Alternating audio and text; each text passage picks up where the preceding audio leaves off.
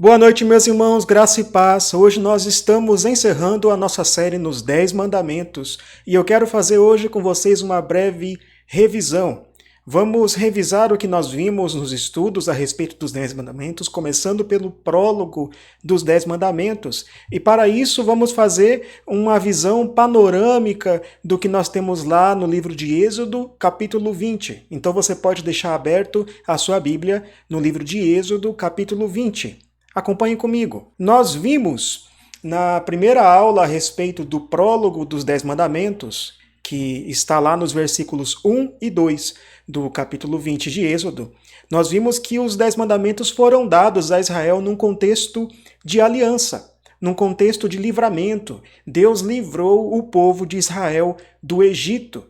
Veja, Deus não deu os mandamentos como um pré-requisito para que esse povo fosse liberto por Deus. Não, primeiro Deus livrou aquele povo por meio de Moisés, por intermédio de seus grandes feitos. Então Deus se apresentou àquele povo, é o que nós vemos no capítulo 19 de Êxodo, nós vemos ali que Deus se apresenta ao povo de uma forma impressionante, com muitos raios, com trovões, com a terra tremendo e tudo mais, de modo que o povo teve temor de Deus naquele momento, e Deus fez uma aliança com aquele povo, aliança tal na qual Deus prometeu que ele seria o Deus daquele povo. Então, Deus fez uma aliança com o povo e Deus começa então a apresentar quais são os critérios, quais são as ordenanças dessa aliança. Veja só, primeiro Deus livrou o povo, depois foi que Deus deu os mandamentos. Deus tirou o povo da escravidão do Egito, Deus tirou o povo daquela terra de aflição, mas aquele povo ainda precisava aprender como é viver como um povo livre. Eles ainda poderiam estar presos aos padrões, aos velhos hábitos de sua vida de escravo, de sua vida pecaminosa ali no Egito. E Deus precisava mostrar para aquele povo como viver de modo diferente daquilo. Veja só, nós reformados, nós abraçamos o que se chama de divisão tripartida da lei. Quando nós olhamos para a lei do Antigo Testamento, nós vemos 3 tipos de lei. Nós temos a lei civil, que é específica para o povo de Israel. Você vê isso lá em Deuteronômio, capítulo 12, quando Deus, ali por intermédio de Moisés, diz para o povo que essas leis que se apresentam, então, a lei civil de Israel, seria para quando aquele povo vivesse naquela terra. Então, é uma lei específica para aquele povo, embora muitos preceitos dessa lei civil que rege o Estado teocrático de Israel, possam ser aproveitados para nós hoje como inspiração na criação de leis atuais. Veja, você tem também a lei cerimonial, que estabelece todos aqueles ritos, todas aquelas cerimônias necessárias para que o povo se achegasse para junto de Deus. Nós temos tal tipo de lei especialmente no livro de Levítico, que rege ali como os sacerdotes deveriam agir para com o culto, para com os sacrifícios e tudo mais. E nós vemos na Bíblia, em Romanos 3 principalmente, que esse tipo de lei, a lei cerimonial, foi toda cumprida em Cristo. Tudo isso era a sombra daquilo que viria, que é o sacrifício do próprio Cristo. Nós não precisamos mais prestar sacrifícios, nós não precisamos mais obedecer a leis de pureza e impureza, porque tudo isso foi cumprido em Cristo. E nós vemos que os apóstolos assim entenderam quando você lê lá em Atos capítulo 15, onde você vê a decisão do primeiro concílio da igreja, dizendo que os gentios não eram obrigados a seguir as leis cerimoniais. Mas nós temos também a lei moral, e a lei moral ela é resumida nos 10 mandamentos.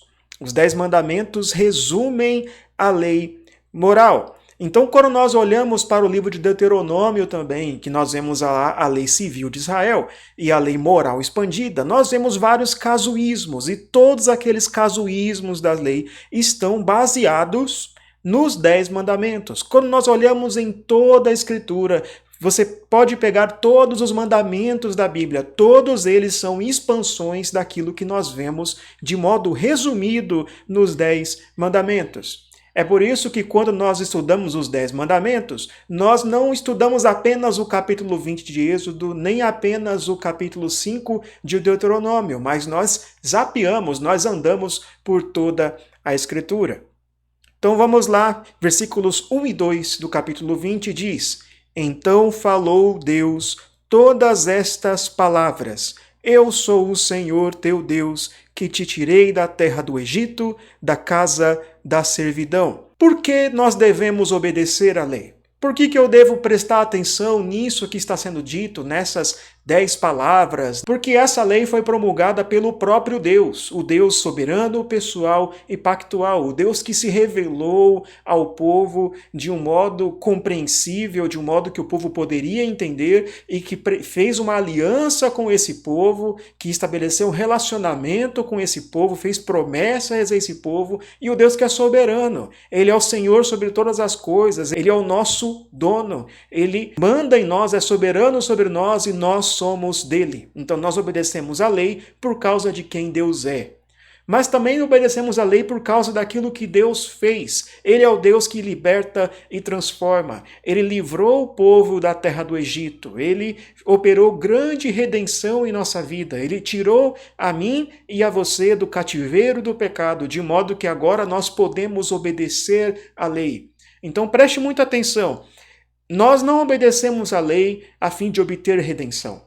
Nós obedecemos à lei porque nós já fomos redimidos.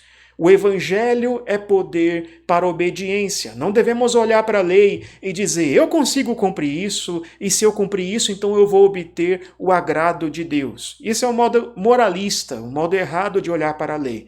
Nós devemos olhar para a lei, perceber nossa pecaminosidade, correr para Cristo, e então, redimidos por Cristo, nós podemos obedecer corretamente à lei. Para que serve a lei de Deus, então? A lei de Deus aponta para a nossa necessidade de salvação. Nós vimos isso lá em Gálatas capítulo 3, verso 24, que diz lá que a lei é como um aio, ela é como um tutor que nos leva até Cristo. Então a lei em si, ela não traz redenção, ela não traz salvação, mas ela nos mostra a necessidade que temos de um Salvador. A lei também mostra a pessoas libertas como é viver em liberdade. Agora que nós somos libertos por Cristo da escravidão do pecado, nós podemos ainda manter em nossos hábitos, em nossa vida, certos resquícios do velho homem, resquícios da antiga vida que nós vivíamos. E Deus está nos mostrando graciosamente que nós não precisamos mais viver daquela maneira, nós podemos viver de uma nova maneira em Cristo. Nós somos como aqueles escravos que, depois de receberem a alforria, precisam de instrução, precisam de alguém dizendo-lhes como é viver em liberdade, como é viver de modo diferente. Nós não precisamos mais estar presos ao velho modo de vida. Como nós interpretamos os mandamentos? Qual é o modo correto de interpretar os mandamentos? Nós temos visto nas nossas aulas que todos os mandamentos têm um preceito positivo e negativo. Como assim? Sempre que o mandamento proíbe algo, ele está ordenando o oposto daquilo. E vice-versa. Quando ele ordena algo, ele está proibindo o exato oposto daquilo. Êxodo, capítulo 20, verso 3, diz: Não terás outros deuses diante de mim. E esse é o primeiro mandamento. O que esse mandamento diz? Veja só, os israelitas não devem confiar, adorar ou mesmo reconhecer a outros deuses. Eles não devem botar a sua confiança em outros deuses, eles não poderiam confiar nos deuses pagãos, eles não poderiam adorar aos deuses estrangeiros, nem mesmo deveriam reconhecer. Esse é o mandamento que nos traz a ideia de monoteísmo. Há somente um Deus. Há somente o nosso Deus, não há nenhum outro Deus sobre a terra. Deus exige uma fidelidade de pensamento, de afeições e de volição. Eles não devem ter outros deuses. E esse verbo ter aqui é um verbo que traz um sentido muito abrangente, um sentido de não reconhecer, de não adorar, de não se apegar, de não buscar qualquer outro Deus que não seja o verdadeiro Deus. E ele diz, diante de mim, não terás outros deuses diante de mim. E nisso o povo de Israel deveria se lembrar que eles estavam sempre diante de Deus. Deus estabeleceu uma aliança com aquele povo, e por causa dessa aliança, Deus está presente no meio do povo. Deus estabeleceu um relacionamento com aquele povo, e ter outros deuses é uma quebra desse relacionamento, tal como um adultério. Então, esse é o indicativo que nos traz o imperativo dessa lei, que fundamenta o imperativo dessa lei. Deus estabeleceu uma aliança com aquele povo está sempre diante de Deus. Eles não precisam buscar outros deuses, tendo em vista aquilo que Deus já fez em suas vidas. E o Novo Testamento amplia o conceito de idolatria. Idolatria não é apenas servir a deuses estranhos, mas inclui até mesmo os deuses interiores. Muita gente adora a si mesmo, nós adoramos a coisas invisíveis e não tangíveis. Tantas vezes nós adoramos o prazer, nós adoramos o dinheiro, nós adoramos qualquer outra coisa que nos dá uma sensação de confiança, uma sensação de esperança. E isso também é idolatria. O que esse mandamento proíbe? Primeira coisa que ele proíbe é o ateísmo. Não é apenas o adorar a outros deuses, mas também o não reconhecer o verdadeiro Deus. Isso também é proibido. Nós devemos reconhecer o verdadeiro Deus e, portanto, negar que há um Deus é uma quebra desse mandamento. Também proíbe a negligência em adorar a Deus. Então, se não devemos ter e adorar outros deuses, nós devemos adorar ao verdadeiro Deus. O culto a Deus é algo ordenado nesse mandamento. Também não devemos atribuir a outrem a glória devida a Deus. Então isso abrange muita coisa, irmãos. Sempre que você atribui a si mesmo uma conquista que lhe foi dada por Deus, por exemplo, você está quebrando esse mandamento. E o que esse mandamento exige de nós? João Calvino, nas Institutas, nos traz um resumo excelente, onde ele diz que esse mandamento exige de nós a adoração ao verdadeiro Deus, nós devemos adorar a Deus, ele exige de nós a confiança no verdadeiro Deus. Então, sempre que você estiver em dificuldades, você deve confiar que Deus é providente, que Deus é fiel, que Deus é soberano, somente Ele pode te tirar de tal situação terrível. Nós devemos invocar a Deus. Então, sempre que estivermos em dificuldade, devemos nos lembrar do nome de Deus e chamá-lo, e invocá-lo, e orar a Ele em busca de socorro e proteção. E também ordena as ações de graça, ordena a gratidão. Devemos ser gratos a Deus por tudo aquilo que Ele nos tem dado. Essa é uma exigência desse mandamento e nós, quando somos ingratos, nós quebramos esse mandamento. O primeiro mandamento exige exclusividade. E, irmãos, nós vivemos num tempo em que isso é muito difícil, embora sempre tenha sido difícil. Vivemos numa sociedade pluralista e que é avessa à exclusividade. Sempre que você diz para alguém deste século que você adora ao único Deus e você não acredita que haja mais nenhum outro Deus e que Jesus é o único caminho para se achegar a Deus, você vai ser taxado de intolerante, vai ser taxado de um monte de nomes por aí, porque nós vivemos num mundo que não suporta a ideia de exclusividade. Mas esse mundo que nós vivemos não é o único perigo. Nós temos também um perigo interno, um perigo dentro de nossas igrejas, que é o Deus bonzinho e instantâneo da imaginação popular.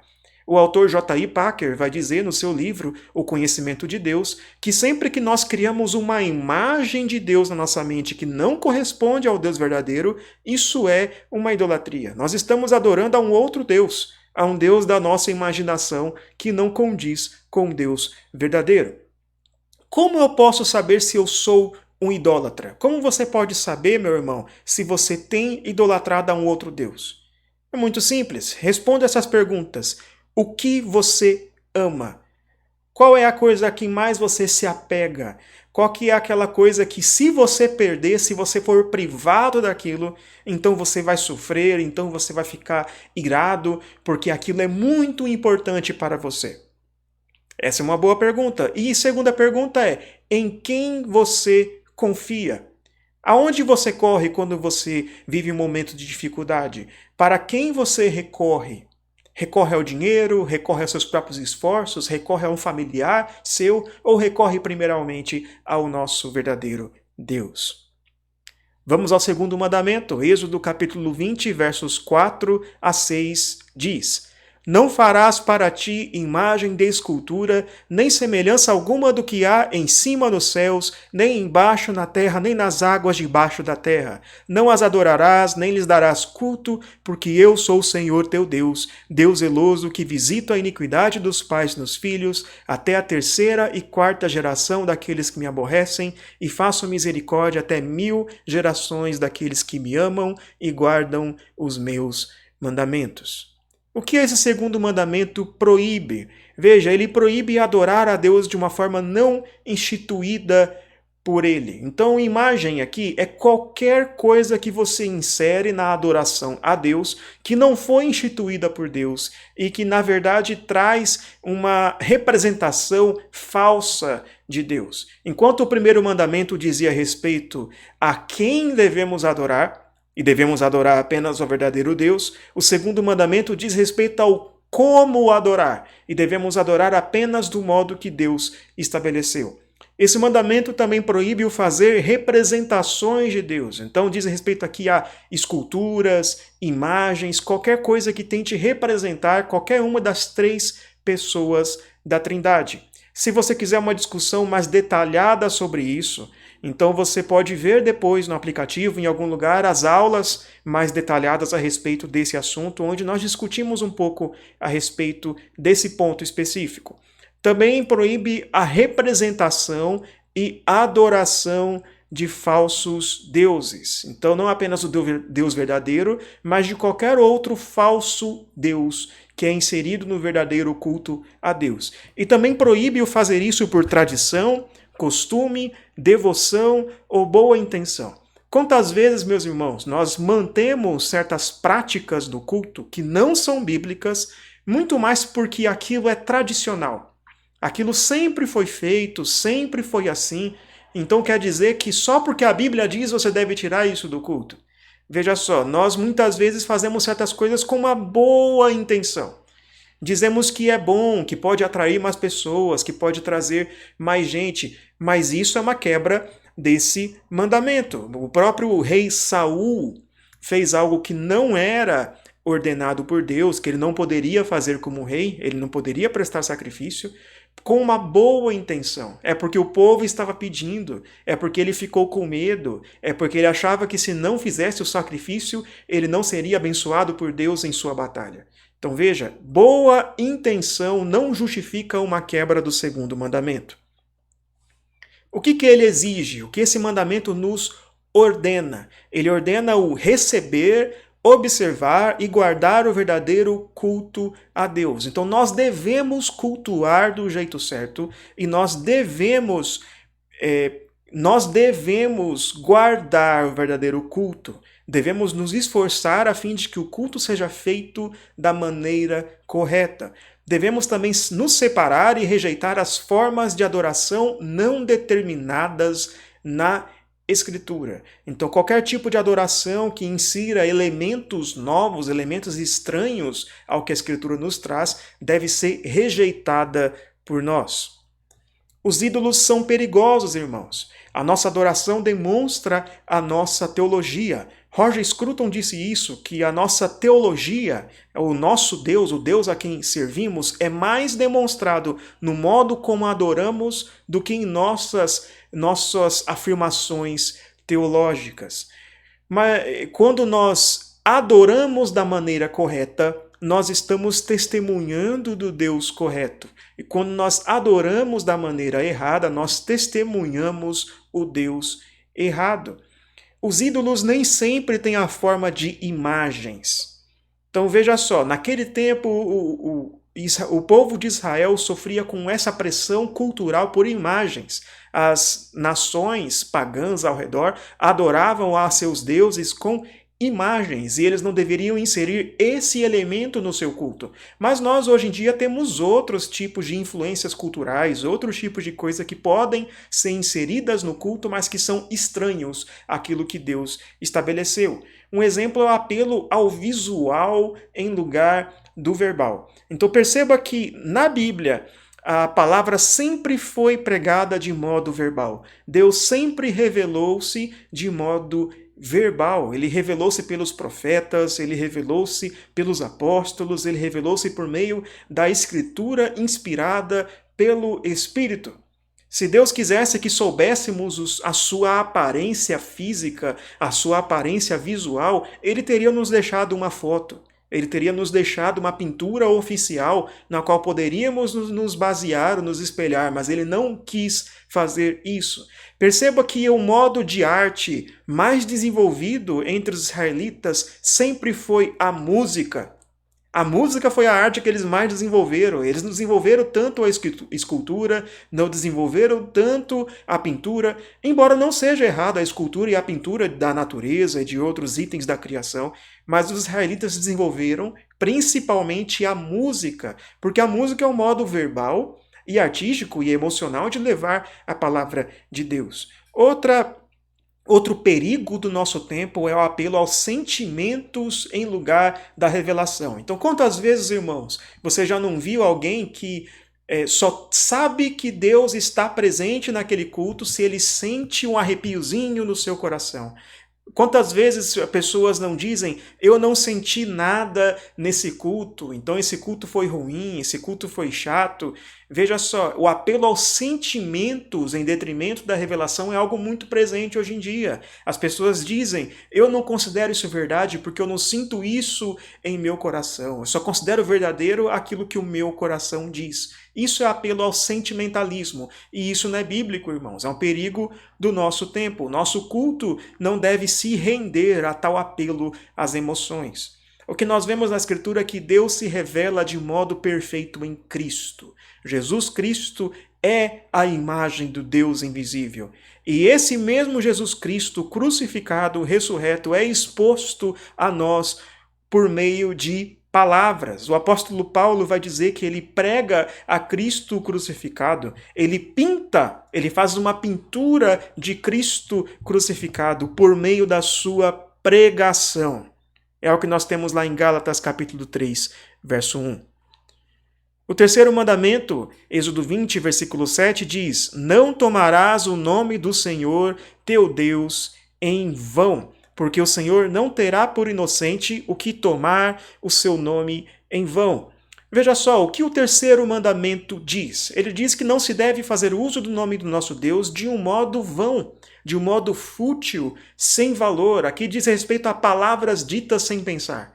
Palavras ditas que não têm nenhum sentido, que não trazem nenhuma utilidade. E quando ele fala de nome aqui, nós devemos lembrar que no contexto de Israel, o nome tem um significado importante. O nome diz respeito ao caráter de alguém, diz respeito à reputação de alguém. Lembre-se de Jacó, que era chamado de enganador, e esse nome, enganador, dizia muito a respeito de quem Jacó era. Então, quando ele fala aqui de nome de Deus, ele está falando do caráter de Deus, da reputação de Deus, que muitas vezes é adorada.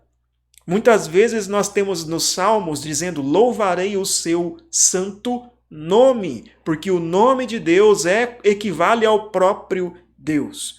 A conduta do povo de Deus honra ou desonra o seu nome. Lembre-se de que Deus deu essa lei a Israel e separou esse povo de Israel a fim de que esse povo fosse chamariz para os povos, a fim de que as pessoas, as nações olhassem para o povo de Israel e se perguntassem quem é esse Deus a quem eles servem. A conduta desse povo honraria o nome de Deus se obedecesse aos seus mandamentos ou desonraria o nome de Deus. E a religião que desonra a Deus, a religião sem reverência, a religião hipócrita, não é tolerada por Deus. O próprio Cristo disse que aqueles que oram tendo em vista conseguir aplausos, conseguir notoriedade, as suas orações não valem, não são recebidas por Deus, eles já recebem ali mesmo a sua recompensa.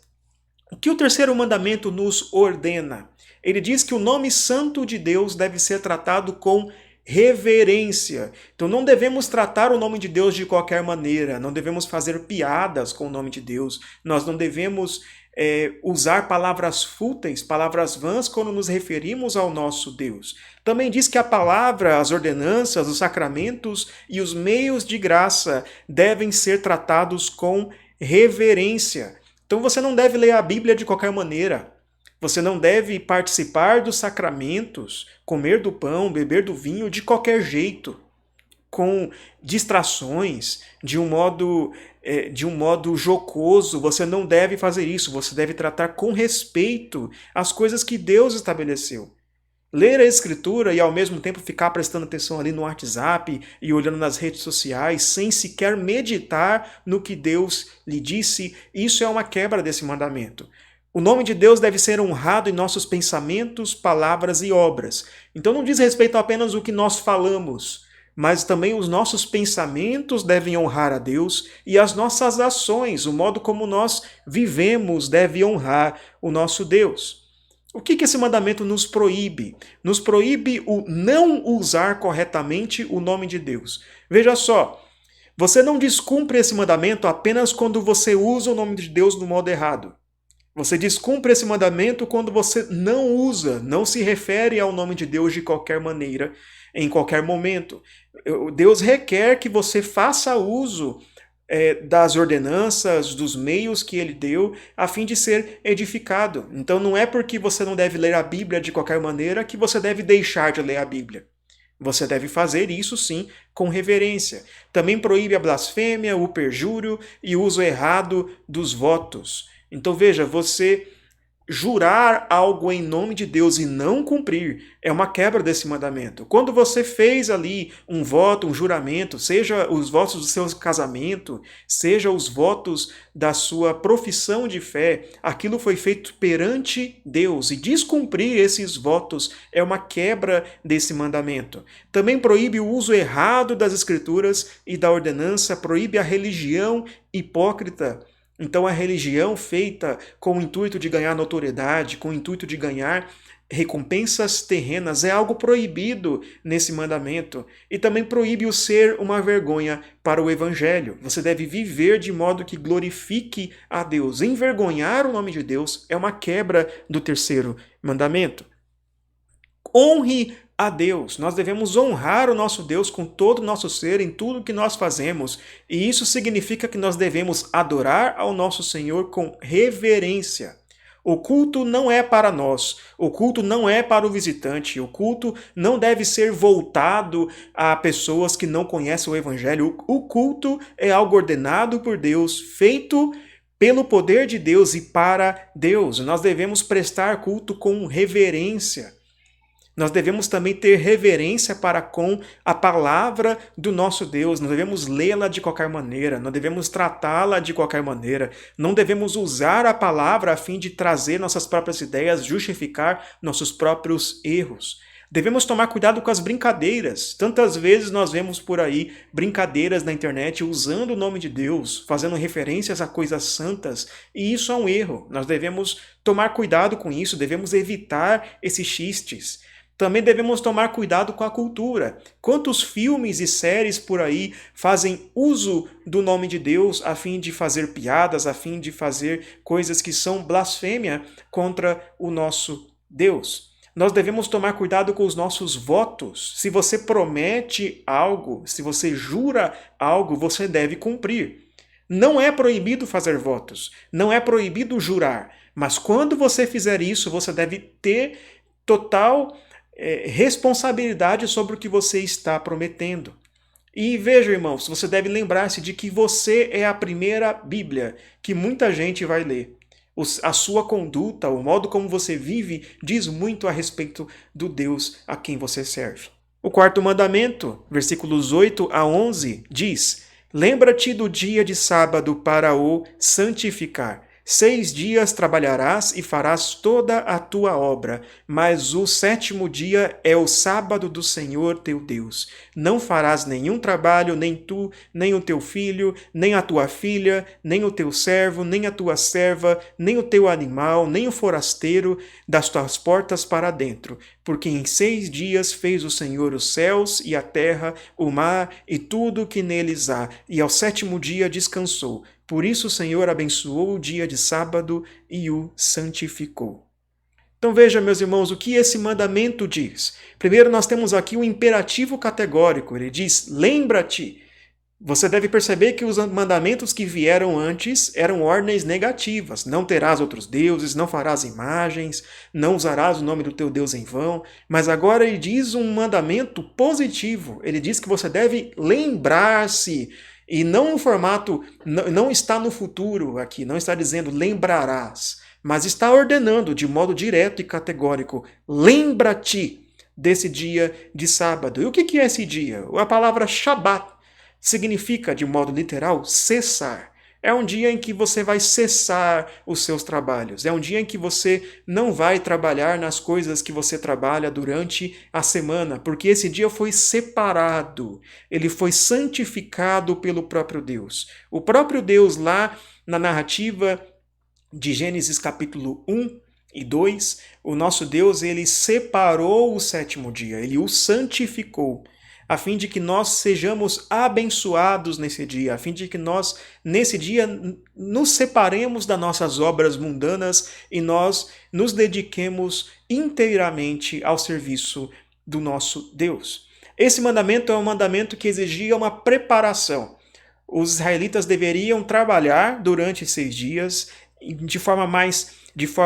com bastante afinco, a fim de que pudessem descansar no sétimo dia. No sexto dia, Deus lhes daria o dobro do mantimento que eles precisavam, assim eles poderiam ter certeza de que no sétimo dia eles poderiam descansar e Deus continuaria suprindo a eles.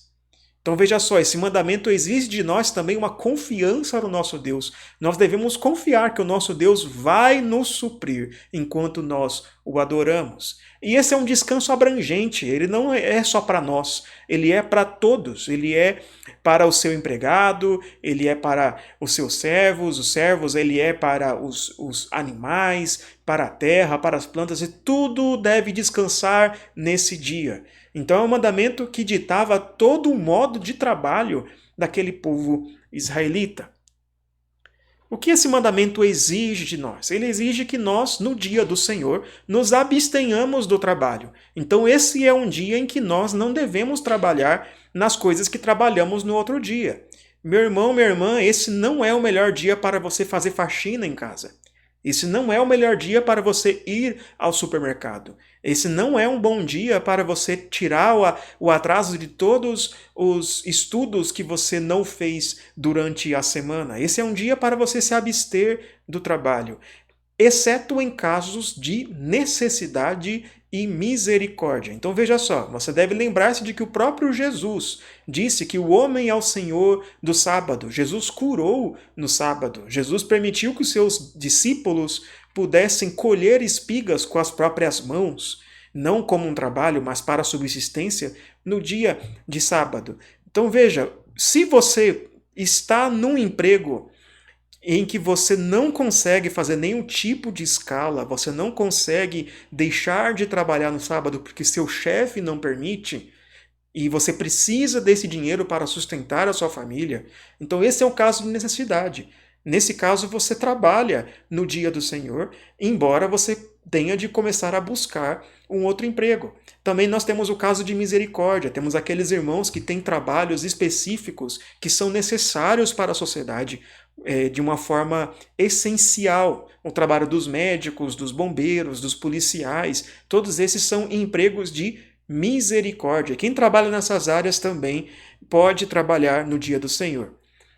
Nós também temos aqui o dever do culto a Deus. Então o dia do Senhor não é um dia para você ficar dormindo o dia inteiro, não é um dia para você deitar na sua rede, mas é um dia para você ir para a igreja, para adorar o nosso Deus, para ser edificado pela palavra, para servir-se da comunhão dos irmãos. E isso exige de nós uma certa preparação. Então, assim como os israelitas se preparavam durante a semana para que no domingo eles pudessem adorar ao Senhor, nós também devemos nos preparar. Então você também deve, no dia de sábado, fazer todas as suas tarefas, cozinhar com antecedência, fazer tudo o que é necessário para que possa descansar no dia de domingo. Sábado não é um bom dia para você dormir tarde, não é um bom dia para você maratonar séries até as 2 da manhã. Porque o dia seguinte tem culto, tem escola dominical, tem coisas que são importantes para a sua edificação. Então você deve preparar-se antes, com antecedência, a fim de que você esteja totalmente descansado e atento no dia do Senhor. E esse é um mandamento muito especial para os chefes de família e autoridades. Aqueles que são autoridade e aqueles que são os pais de família têm uma obrigação especial para com esse mandamento. Você que é pai, você que é marido, você é responsável por levar a sua família para a igreja nesse dia. Você é responsável por ser o primeiro a acordar e a acordar todo mundo e a prezar para que a adoração a Deus seja cumprida nesse dia. Não seja aquele homem que a esposa é quem o acorda, que a esposa é quem faz ele levantar cedo, que a esposa é quem está lá puxando para que ele levante para ir para a escola dominical. Não seja essa pessoa, mas seja a pessoa que guia a sua família em adoração a Deus. E também, se você é empresário, se você é chefe, se você tem empregados, não faça com que os seus empregados trabalhem no dia do Senhor, que para nós cristãos é o domingo. Nós temos um exemplo muito interessante dessa rede de frango frito lá dos Estados Unidos. Eu não vou arriscar falar o nome dessa rede, mas essa rede de frango frito aqui, eles foram fundados por cristãos e eles guardam o domingo. Toda a rede de fast food que existe em todos os Estados Unidos, eles não abrem aos domingos, e até virou uma marca registrada deles, uma coisa que lhes dá uma certa notoriedade, o fato deles não abrirem aos domingos e todos os seus empregados estão de folga, estão disponíveis para adoração a Deus nesse dia de domingo. O que esse mandamento proíbe? Ele nos proíbe que façamos os deveres religiosos de um modo descuidado. Então você não deve ir para o culto, você não deve participar da escola dominical e ficar pescando lá e ficar com tédio e não prestar atenção e ficar distraído. Você deve fazer tudo com muita atenção, com muito afinco, com muito cuidado. Também proíbe o cansar-se do dia do Senhor e do culto público, proíbe o fazer o que é pecaminoso no dia do Senhor. E veja, pecado é pecado em todo o tempo, mas no dia do Senhor é algo que agrava, é um agravante a mais. E também proíbe o ocupar-se com obras ordinárias nesse dia. Então esse não é um dia para você ocupar-se com outras coisas. Não é um bom dia para comemorar aniversário. Não é um bom dia para você fazer faxina na sua casa. É um dia para você dedicar-se ao nosso Deus. Alguns princípios práticos aqui, então, segundo Joel Bick, ele vai trazer alguns princípios muito práticos aqui, é que você deve fazer preparativos para o dia do Senhor. Então prepare-se para esse dia, durma cedo, esteja bem descansado, tente fazer tudo o que você tem de fazer que está atrasado no dia de sábado, a fim de que você possa descansar nesse dia. Não marque compromissos externos nesse dia. A adoração pública deve ter o lugar central no dia do Senhor. Então esse é um dia para você ir para a igreja, é um dia para você adorar ao nosso Deus. Essa é a centralidade. Embora cultos domésticos sejam importantes, embora a devoção pessoal seja importante, o culto público é algo importantíssimo e que sustenta todo o restante. Nesse período de quarentena, nós estamos privados do culto público e nós estamos nos mantendo assim com cultos privados e familiares. Mas quando voltarmos a ter comunhão na igreja, a termos a comunhão presencial, nós devemos ir para lá, nós devemos participar do culto público que é, por definição, presencial. E devem ser evitadas as armadilhas do legalismo e farisaísmo. Então, se você não entre em discussões a respeito do que pode ou não pode nesse dia, não entre em debates a respeito do pode assistir futebol ou não, pode ir em certo lugar ou não. Embora você tenha uma posição firme, e eu tenho uma posição firme a respeito desse assunto, não devemos agir como os fariseus que ficavam prestando atenção em casuísmos ali. Nós devemos ter em mente que Deus requer de nós a adoração nesse dia, e esse mandamento tem mais a ver com o que nós devemos fazer do que com aquilo que nós não devemos fazer. Por que o domingo? Esse é um assunto que eu trato de modo mais detalhado na outra aula, e se você quiser mais detalhes sobre isso, eu peço que você retorne naquela outra aula. Mas, de modo resumido, o que eu posso dizer aqui é que nós cristãos celebramos o dia do Senhor no domingo, porque esse é um padrão que nós vemos no Novo Testamento. Nós vemos que Jesus ressuscitou no domingo, ele apareceu a seus discípulos no domingo, ele impetrou a bênção e outorgou a grande comissão, e tudo isso foi também no dia de domingo. Então Cristo está preparando ali, celebrando um padrão. Sempre no 8º dia é que Cristo aparecia a seus discípulos. Foi num domingo que o Espírito Santo desceu sobre a igreja. O Pentecostes é num domingo. Veja, é o 50º dia, 49º dia é um sábado. No 50º dia nós temos um domingo. E nos domingos do Novo Testamento nós vimos que havia ceia, reunião, exortação e pregação. Sempre no dia do Senhor, que é o domingo. Também nós temos o testemunho dos pais da igreja, Inácio, Barnabé, Clemente, Irineu, Justino e Eusébio de Cesareia, o historiador, testemunharam que a igreja primitiva se reunia aos domingos. Êxodo, capítulo 20, verso 12, o 5º mandamento, diz: honra teu pai e tua mãe, para que se prolonguem os teus dias na terra que o Senhor, teu Deus, te dá. O que esse mandamento nos diz? Ele nos diz que nós devemos dar a honra devida que é de alguém por direito. Dar honra a quem tem honra. Dar honra a quem tem honra. Esse é o preceito desse mandamento. E nós temos aqui em especial o caso do lar, da família, o pai e a mãe, porque na aliança que Deus estabeleceu, o lar é o lugar de instrução. Se você for lá em Deuteronômio capítulo 6, você verá que Deus ordena ao povo que os pais ensinem a seus filhos as palavras que Deus lhes dá. As palavras que Moisés lhes diz devem ser ensinadas em casa. O lugar de instrução sempre foi e sempre será o lar. Educação das crianças é uma responsabilidade primordial dos pais. E esse é um mandamento com promessa. E isso é algo muito importante, meus irmãos, porque Deus estabeleceu que a sua aliança permaneceria entre o povo, conforme esse povo continuasse ensinando as próximas gerações a respeito dos grandes feitos de Deus. Então os pais deveriam ensinar seus filhos, os filhos deveriam ensinar seus netos, e assim sucessivamente. E desse modo Deus cumpriria as suas promessas para aquele povo. O que esse mandamento nos exige? Ele exige de nós a honra devida aos superiores a nós, aos nossos inferiores, aqueles que estão abaixo de nós, e aos nossos iguais. Então esse mandamento tem deveres para todo mundo, para aqueles que estão abaixo, para aqueles que estão acima, que são líderes, e para aqueles que são colegas, que têm seus iguais. Os superiores. Com relação aos superiores, esse mandamento nos exige reverência.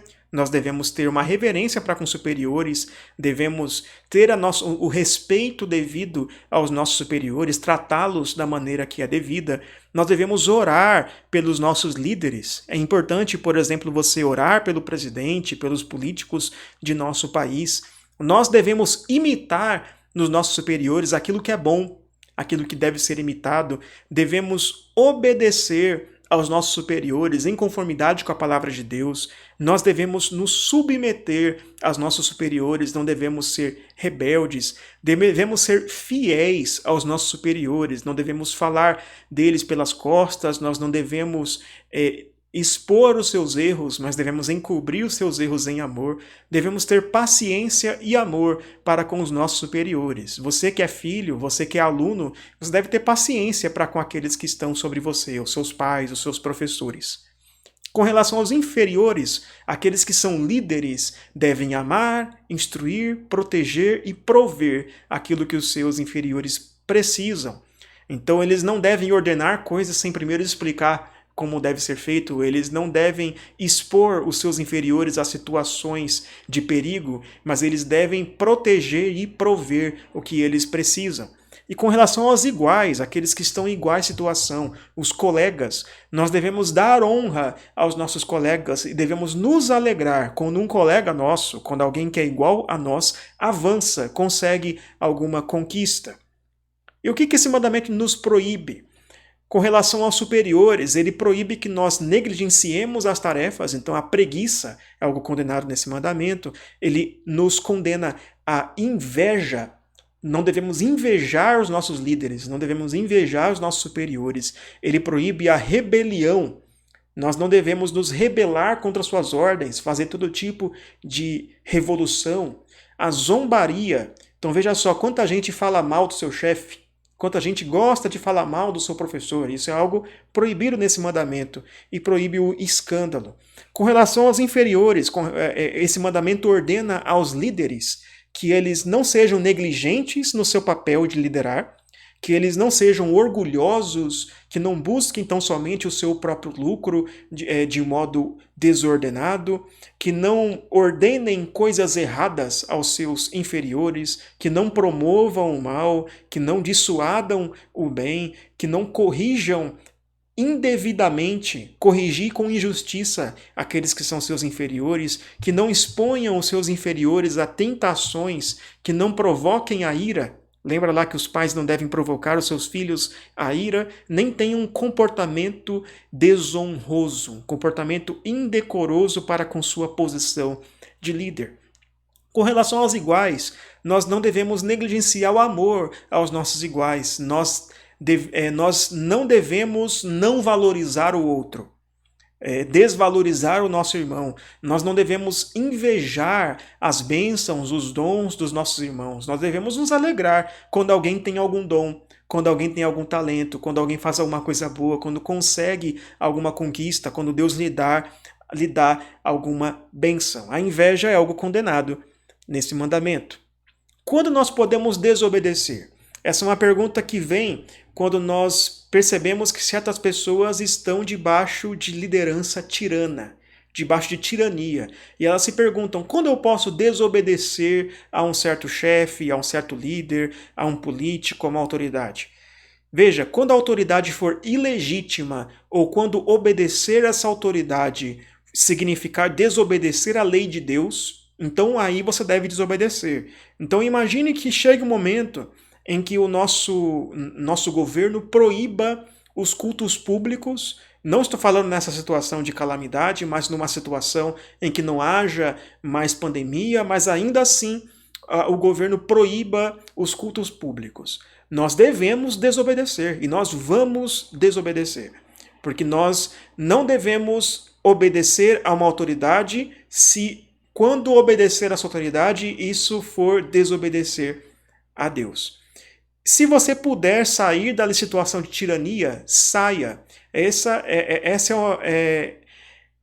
é a ordem que Paulo deu para os que eram servos. Se eles pudessem sair da tirania, eles deveriam sair. Êxodo, capítulo 20, verso 13, diz, não matarás. Esse é o 6º mandamento. E o que esse mandamento nos ordena?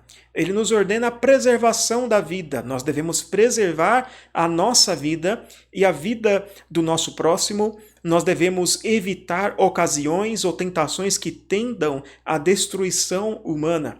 Nós estamos vivendo isso na prática. Nós estamos passando por esse período de quarentena e mesmo aqueles que são saudáveis, que são jovens, precisam ficar em casa, precisam se afastar de aglomerações, não por causa deles mesmos, não por causa da sua própria saúde, mas para poupar a saúde de outros, para poupar aqueles que são idosos, aqueles que estão em situação de risco.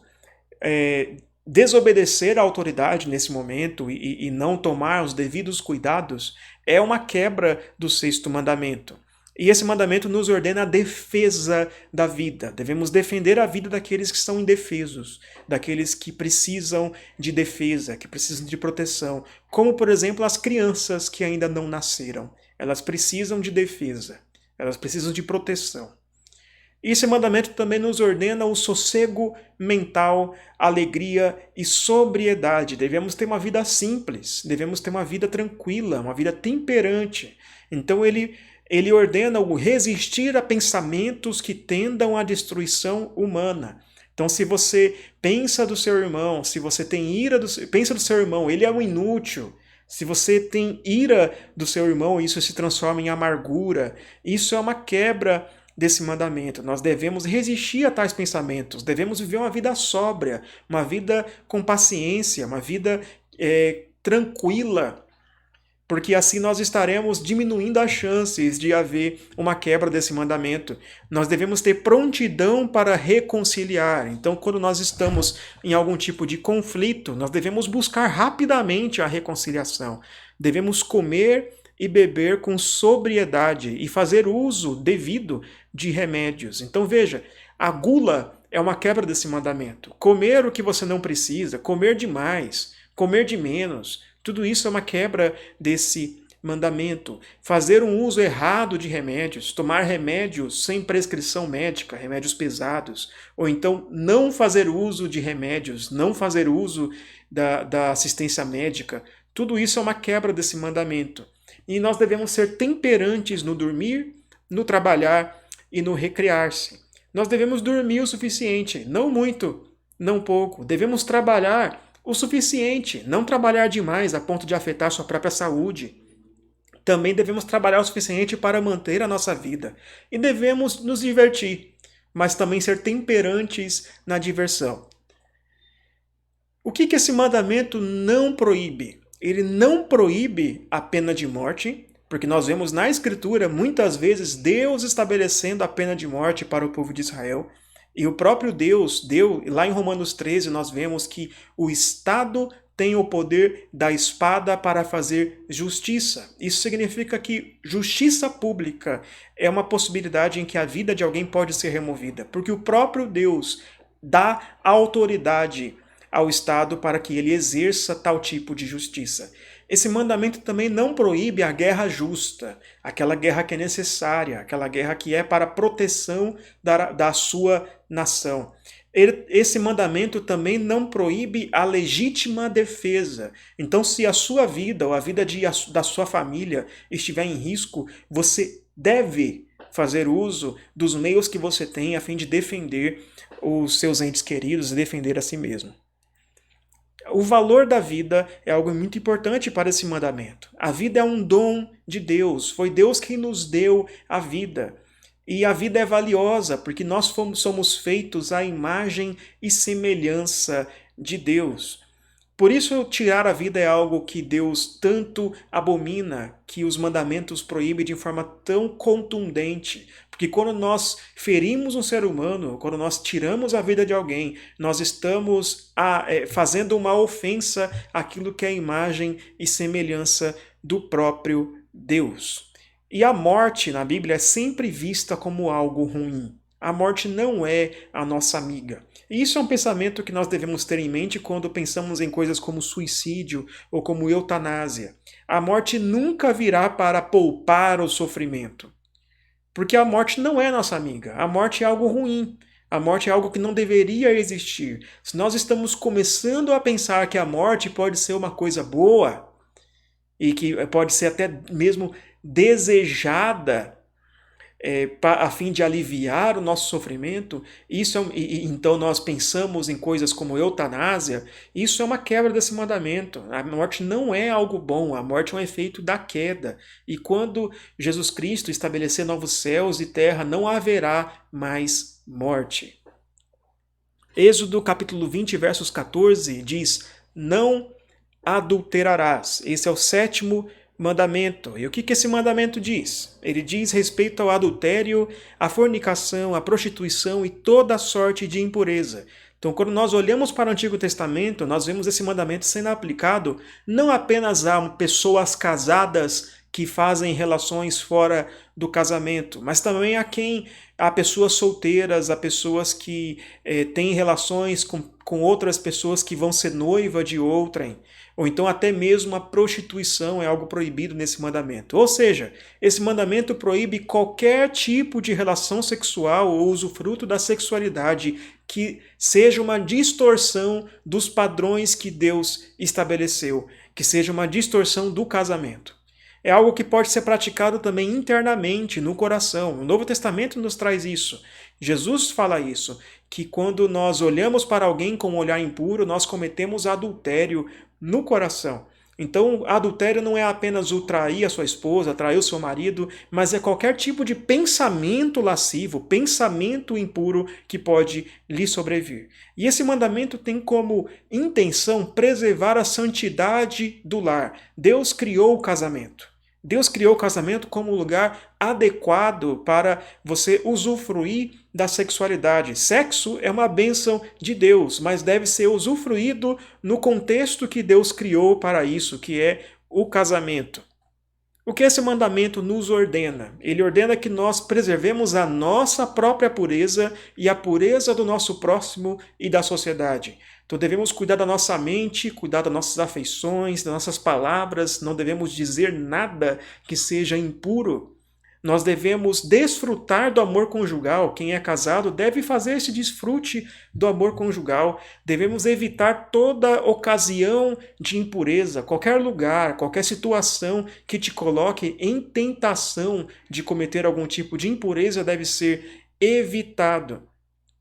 Até mesmo a aparência do mal deve ser evitada.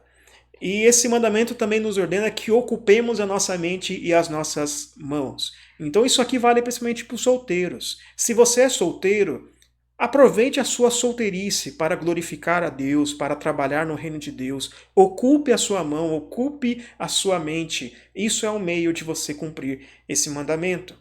Também devemos contribuir para uma sociedade mais pura, evitando que o nosso próximo seja tentado, evitando ocasiões de tentações para o nosso irmão. Devemos também evitar os relacionamentos inadequados.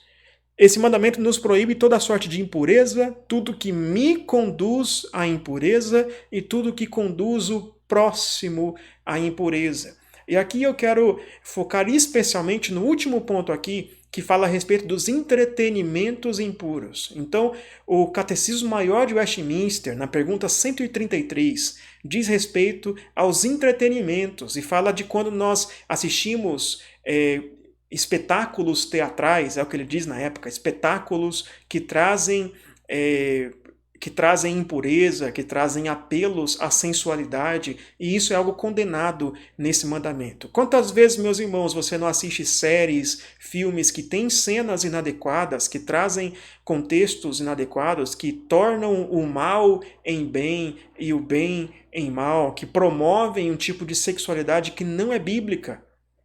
Então tome cuidado com o que você vê, tome cuidado com o que você assiste, tome cuidado com o que você vai assistir no cinema. Isso tudo é muito perigoso e se você pensa que isso não traz efeito nenhum, você está enganado.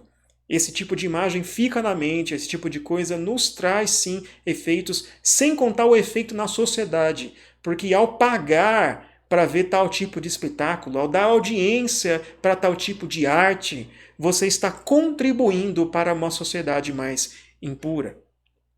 Casamento é bom, meus irmãos. Nós vivemos num mundo que as pessoas acham que casamento é algo ruim, que é algo que deve ser adiado, algo que atrapalha a vida profissional, que atrapalha a carreira, que atrapalha o meu desenvolvimento acadêmico. E isso é um grande equívoco. Casamento é algo criado por Deus. Se Deus disse que casamento é bom, quem é você para dizer que não é? Casamento é algo bom. Afaste-se de qualquer coisa que te leva à impureza. Não fique indo a lugares que promovem impureza. Não dê chance para o diabo. Não dê chance para as tentações. Não dê chance para a sua carne. Não fique sozinho com a sua namorada, com seu namorado. Não faça isso, meu irmão. Porque isso é dar chance para a tentação. Aproveite a sua solteirice para a glória de Deus. Você que é solteiro, você não precisa correr para casar. Fique tranquilo. Você não precisa ficar ardendo de vontade a fim de que Deus te dê logo um marido ou uma esposa. Mas aproveite esse momento em que você vive para que você possa trabalhar para o reino de Deus, para que você possa servir ao Senhor de um modo que muitas vezes um casado não pode. Aproveite a sua solteirice para a glória de Deus.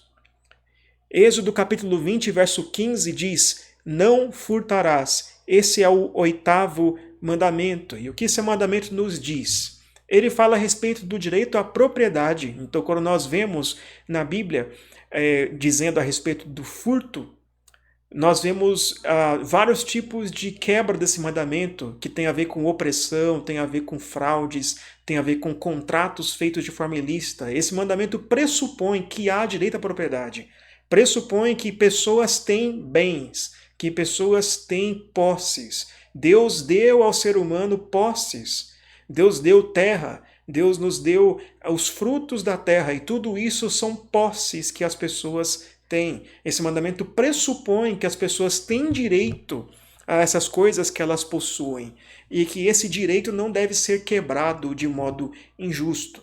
Esse mandamento também diz respeito ao direito à liberdade. Então, quando na Bíblia fala a respeito do roubo, do furto, também fala do ato de roubar alguém.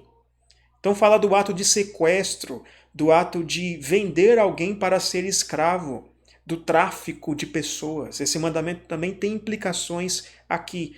Esse mandamento nos promove o contentamento. Nós não devemos roubar porque nós estamos contentes com os bens que nós temos. E esse mandamento também incentiva o trabalho honesto e a generosidade. Lá em Efésios 4:28 vai dizer: não furteis, mas trabalhe com afinco. Você não deve furtar, mas deve trabalhar com afinco, a fim de que possa ajudar o necessitado. Irmão, o oposto de roubar não é não roubar. O oposto de roubar é trabalhar com afinco, a fim de poder doar, a fim de poder ser generoso. Esse mandamento diz respeito a isso. O que esse mandamento nos ordena? Ele ordena a justiça nas relações humanas. Então, nos nossos negócios, nos nossos contratos, nos nossos acordos, nós devemos ser justos. Devemos buscar aquilo que é correto. Nós devemos fazer tudo da forma mais correta possível. Esse mandamento também ordena a generosidade. Nós devemos ser generosos para com nossos irmãos. Devemos emprestar a quem precisa. Nós não devemos emprestar com juros altíssimos para pessoas que estão em momentos de desespero, mas nós devemos ser generosos. E esse mandamento também ordena moderação no estilo de vida. Devemos ser moderados quanto ao valor que nós damos ao dinheiro. Devemos ser moderados quanto ao valor que nós damos às riquezas. Dinheiro não é tão importante assim. Nós devemos também trabalhar com afinco. Você deve trabalhar bastante. Em nenhum momento esse mandamento nos diz que você não deve trabalhar. Você deve trabalhar, mas o seu trabalho deve ter como objetivo não o acúmulo imoderado de riquezas. Você deve viver de modo simples e usar o fruto do seu trabalho a fim de ajudar o próximo. Esse mandamento proíbe toda a injustiça nas relações humanas. Então nós temos todo tipo de fraude, todo tipo de opressão, todo tipo de obtenção de sustento de modo ilícito, ou até mesmo quando nós apoiamos alguém que faz algo ilícito. Por exemplo, comprar produtos roubados. Por exemplo, entrar em sites que vendem ou que distribuem conteúdo pirata. Isso é um modo de você descumprir esse mandamento. E esse mandamento proíbe toda imoderação no estilo de vida, que diz respeito ao amor ao dinheiro, a preguiça, que é o não querer trabalhar, o desperdício, que é usar todos os seus bens, tudo que você conquista, a fim de ter muitos prazeres, a fim de ter muitas posses desnecessárias. Também proíbe o ser um mau mordomo. Você deve ser um bom mordomo daquilo que Deus te deu. Porque, afinal de contas, o direito à propriedade, esses bens que Deus nos deu, eles são nossos. Mas porque, afinal de contas, o direito à propriedade é algo relativo. Deus nos deu posses, Deus nos deu bens, mas nós prestaremos contas de tudo isso perante o nosso Deus. O que esse mandamento nos diz, então, ele nos diz a respeito do contentamento, da responsabilidade, da mordomia e da generosidade. Eu vou cortar essa parte, ok.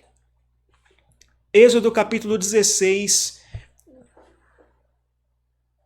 Êxodo capítulo 20, verso 16 diz: não dirás falso testemunho contra o teu próximo. Esse é o 9º mandamento. E o que ele nos diz? Ele nos diz que nós devemos tomar cuidado com o devido processo legal. O povo de Israel tinha algo muito parecido com o que nós chamaríamos hoje de presunção de inocência. Eles não condenariam alguém se não houvesse prova, se não houvesse ao menos 2 testemunhas. Aquilo deveria ser levado ao ancião e todo um processo legal correto deveria ser seguido.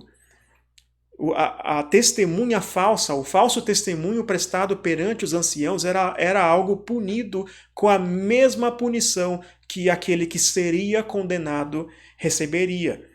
Cuidado com as palavras vãs. Esse mandamento também diz que nós devemos tomar cuidado com as palavras que nós dizemos.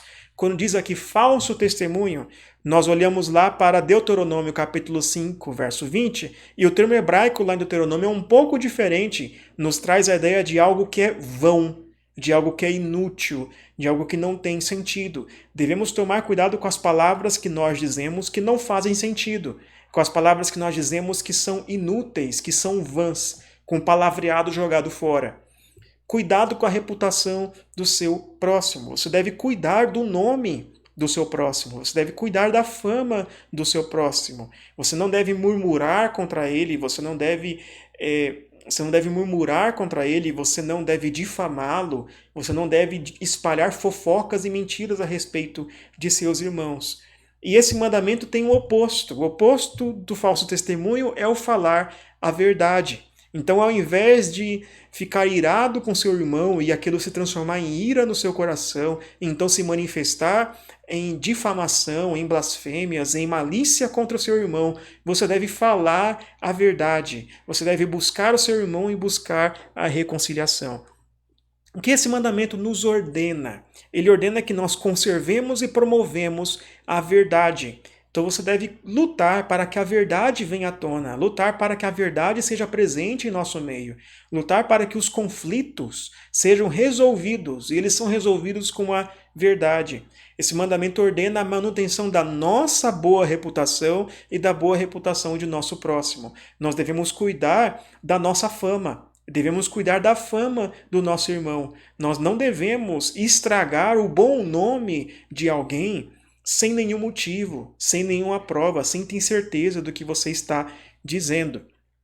Esse mandamento nos proíbe a calúnia e a difamação. Ele proíbe o relatar coisas a respeito de outros de modo injusto. Quando você tem ira de alguém, tem raiva de alguém que pisou no seu pé, que pisou no seu calo, então você começa a falar mal dessa pessoa, começa a espalhar fofocas sobre essa pessoa. Isso é difamação e é uma quebra desse mandamento. Esse mandamento proíbe a mentira, proíbe falar qualquer coisa que você sabe que não é verdade. E esse mandamento proíbe o falso testemunho, que tem a ver aqui com o contexto de tribunal, com o contexto de uma situação oficial em que você justifica alguém que é culpado como inocente ou justifica alguém que é inocente como culpado. Alguns problemas contemporâneos que se aplicam a esse mandamento, nós temos o problema da fofoca. Como a fofoca é presente em nosso meio, meus irmãos, o problema dos conflitos e amargura, pessoas que ao invés de cumprir Mateus 18, ao invés de procurar as pessoas com quem elas estão iradas, elas guardam amargura no seu coração e aquilo se transforma em blasfêmias, em difamações, em fofoca e todo tipo de coisa. Esse mandamento lida também com a questão das fake news. Então, hoje em dia, tanta gente espalha notícias pelo WhatsApp, pelo Facebook, por redes sociais, sem ter certeza do que está dizendo. E esse mandamento também proíbe a questão da má vontade. Sabe quando você tem má vontade com seu irmão e interpreta as palavras dele da pior maneira possível? Esse mandamento ordena que nós interpretemos o nosso irmão e os seus atos da maneira mais caridosa possível. A solução para tudo isso é o temor de Deus, é o amor ao próximo e o lembrar da graça de Deus. Lembre-se de que Deus sabe a verdade. Ele sabe tudo o que você está dizendo, ele sabe o que de fato aconteceu. E você prestará contas das suas palavras perante Deus. Ame o seu próximo, porque se você amar o seu próximo, você não vai falar mal dele. Você não vai querer se vingar dele, mas você vai amá-lo como Cristo amou e buscar a sua restauração. E lembre-se da graça de Deus. Deus te amou, Deus te perdoou, ele não jogou na sua cara todos os seus pecados, tampouco ele ficou difamando você por aí. Ele conhece tudo de errado que você fez, mas ainda assim ele te perdoa em Cristo. Então, se alguém tem alguma razão para ser corrigido, busque a sua correção. Busque a sua restauração e não o difame. Êxodo capítulo 20, verso 17, o último mandamento, 10º mandamento, diz: não cobiçarás a casa do teu próximo, não cobiçarás a mulher do teu próximo, nem o seu servo, nem a sua serva, nem o seu boi, nem o seu jumento, nem coisa alguma que pertença ao seu próximo. O que esse mandamento nos diz? Ele proíbe o desejo intenso a qualquer coisa que pertença a outra. Então não é que qualquer desejo. Você pode desejar ter uma vida melhor, receber um salário melhor, se esse desejo não for um desejo pecaminoso, se esse desejo não for um desejo que te leve a pecar. Esse mandamento proíbe os pensamentos e sentimentos que levam à violação de outros mandamentos. Então, esse mandamento é descumprido antes do descumprimento de qualquer outro. Antes de adulterar, você deseja adulterar. Antes de furtar, você deseja furtar. Esse mandamento diz respeito à questão das nossas afeições. As afeições desordenadas nos levam à quebra de todos os mandamentos. E por isso é um mandamento bem específico, porque diz respeito a uma coisa muito específica, o modo como lidamos com as coisas no nosso coração, mas também abrangente, porque qualquer coisa pode ser desejada. Você tem aqui a casa, o carro, os bois, a esposa, tudo mais do seu próximo. Qualquer coisa pode ser desejada, qualquer coisa pode virar um objeto de desejo. O que esse mandamento nos exige? Ele exige o pleno contentamento com a nossa condição. Você deve contentar-se com o que Deus te deu. Você deve contentar-se com o que você tem. Contentar-se com o fato de que Deus já tem cuidado de você e por isso você não precisa de mais nada. E também exige a disposição caridosa para com o próximo e o que lhe pertence. Então devemos ser caridosos para com o nosso irmão, devemos amar o nosso irmão a fim de que ele mantenha tudo o que ele tem. E esse mandamento nos proíbe todo descontentamento. Então, ficar incontente com o que Deus te deu é uma quebra desse mandamento. Proíbe toda inveja, pesar pela prosperidade do próximo, invejar o seu próximo, desejar o que ele tem. Isso é uma quebra desse mandamento. E proíbe toda tendência ou afeição desordenada, todo sentimento que te leva ao pecado. O que nos mostra que o pecado é algo que começa no coração. E a obediência também deve começar no coração. Desejar não é errado. Esse mandamento não proíbe qualquer tipo de desejo, mas o desejo equivocado, o desejo pelas coisas erradas. Nós devemos estar contentes com o que Deus nos deu, nós devemos desejar a coisa certa.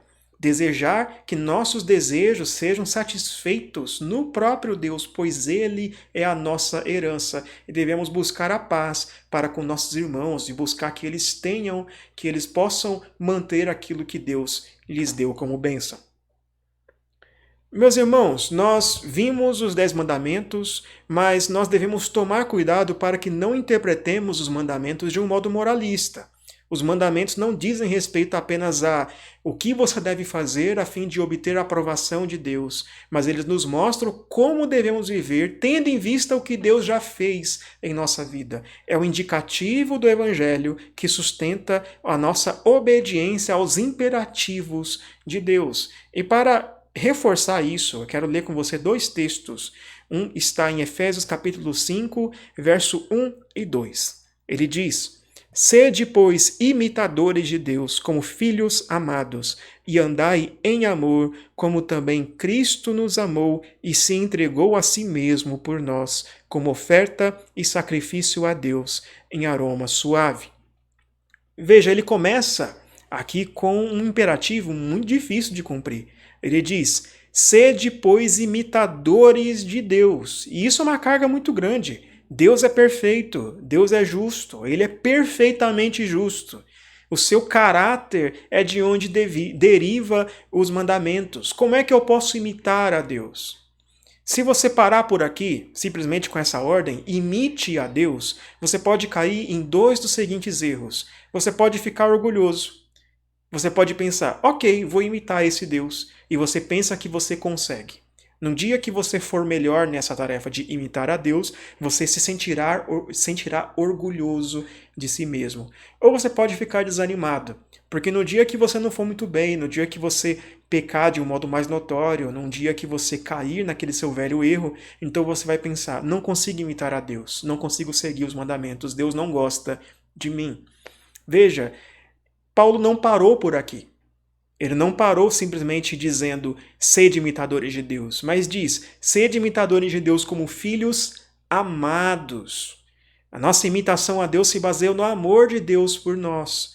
Nós podemos imitar a Deus porque o próprio Deus enviou seu Filho, enviou Jesus Cristo a fim de morrer por nós. Ele nos amou, Cristo nos amou e se deu como oferta por nós. E é por causa da libertação que Ele nos dá é que nós podemos perdoar.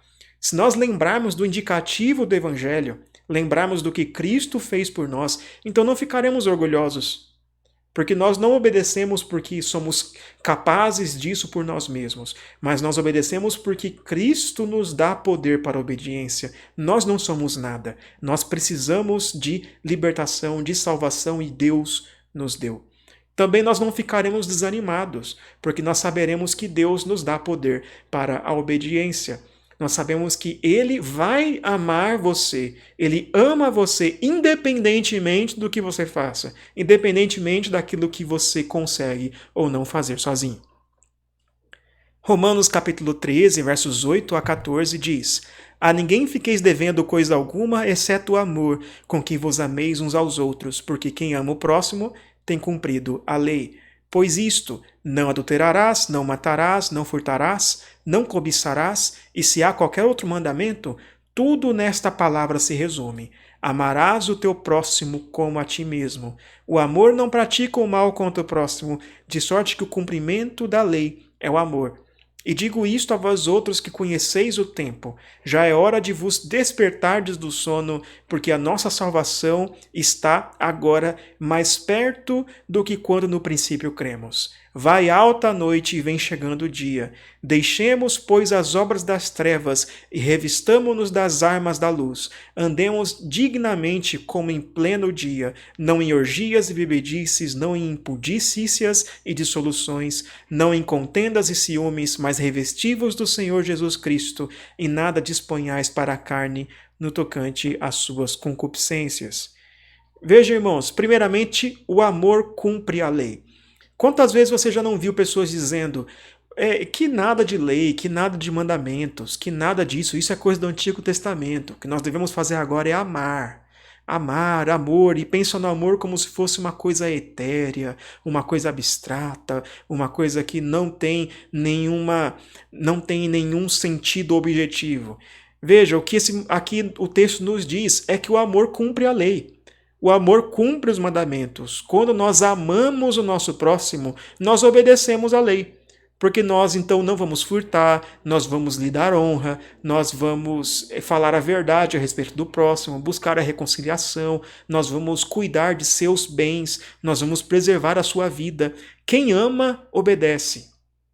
Quem ama, obedece à lei. Não existe uma contradição aqui, não existe uma oposição entre amor e mandamentos, porque o amor cumpre os mandamentos. E a base, o fundamento pelo qual nós podemos obedecer é o indicativo do Evangelho. Cumprimos a lei e amamos o próximo na medida em que sabemos que somos amados por Deus. E quanto mais nós temos certeza da volta de Cristo, mais nós sabemos da herança que nos espera no futuro, então nós podemos nos aprofundar, podemos ir mais longe em amar os outros e guardar a lei de Deus.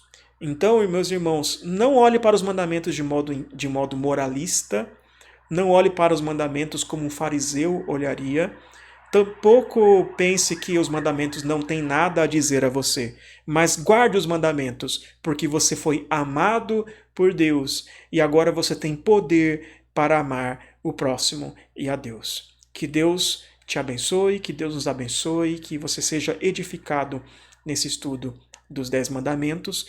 Se ficar alguma dúvida, dê uma olhada nos materiais anteriores que já estão no aplicativo. Pode entrar em contato comigo, pode me mandar perguntas que eu vou estar à disposição para responder e, se eu souber, responder. Vamos orar. Senhor Deus, nós te agradecemos, ó Pai, porque o Senhor operou tão grande salvação em nossa vida. O Senhor nos libertou do cativeiro do Egito, o Senhor nos libertou do pecado, o Senhor nos trouxe para a sua maravilhosa luz. E agora nós temos, Pai, nós temos poder do Espírito Santo, nós temos as ferramentas que nós precisamos para poder viver de modo digno, para poder honrar o seu nome. Nos abençoa, Pai, a fim de que façamos isso com afinco. Nos ajuda, ó Pai, que não caiamos nem no erro do legalismo, nem no erro do antinomismo, mas que nós sejamos filhos obedientes do Senhor. Peço que o Senhor cuide de cada pessoa que está em casa nesse tempo de quarentena, acenda neles e fortalece neles o desejo do retorno à comunhão do Senhor. Em nome de Jesus. Amém.